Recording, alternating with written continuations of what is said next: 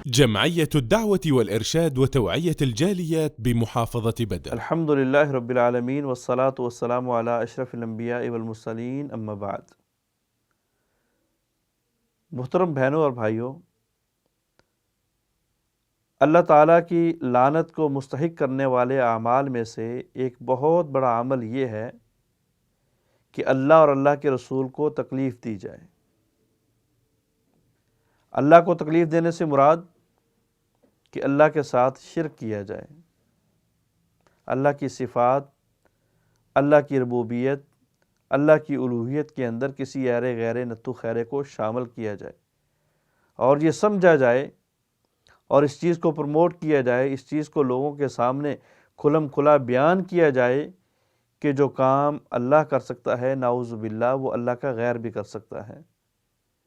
اگر اللہ اولاد دینے پہ قادر ہے تو فلاں دربار سے بھی اولاد مل جاتی ہے، اگر اللہ رزق دینے پہ قادر ہے تو فلاں بھی داتا ہے، اگر اللہ غریب نواز ہے تو فلاں بھی غریب نواز ہے، اگر اللہ مشکل کشا ہے تو نعوذ باللہ فلاں جگہ سے بھی مشکلیں حل ہو جاتی ہیں، فلاں زندہ یا فلاں مردہ بھی لوگوں کی مشکلات کو حل کر دیتا ہے، لوگوں کے مصائب، ان کی تکلیفوں کو دور کر دیتا ہے۔ تو اللہ کی صفات کے اندر کسی کو شریک کرنا گویا کہ یہ اللہ کو اذیت دینے والی بات ہے، اللہ کو پریشان کرنے والی بات ہے، اور اسی طرح پیغمبر کو پریشان کرنا یہ بھی اللہ کی لعنت کو مستحق قرار دیتا ہے، اللہ کی لعنت کو واجب کرتا ہے۔ پیغمبر کو تکلیف دینے سے مراد کیا ہے کہ کسی بھی طریقے سے پیغمبر کے اوپر حملہ کرنا، پیغمبر کی شخصیت کے اوپر زبان کے ذریعے حملہ کرنا، نعوذ باللہ گالم گلوچ کرنا، برے برے القابات سے پکارنا، جس طرح کے مشرکین مکہ یا اسلام سے قبل کے لوگ آپ کو جادوگر، دیوانہ، پاگل اور نہ جانے کن کن برے سے برے القابات اور الفاظ سے نوازتے تھے۔ آج بھی اگر نعوذ باللہ پیغمبر کو ان القابات سے نوازا جائے یا پیغمبر کے بارے میں ان القابات کو جو ہے وہ اپنے ذہنوں میں لایا جائے اور کہنے کی کوشش کی جائے تو یہ پیغمبر کو تکلیف دینے والی بات ہے۔ پیغمبر کے صحابہ کے اوپر گالم گلوچ کرنا، پیغمبر کے صحابہ کو جو ہے وہ نعوذ باللہ منافق کہنا،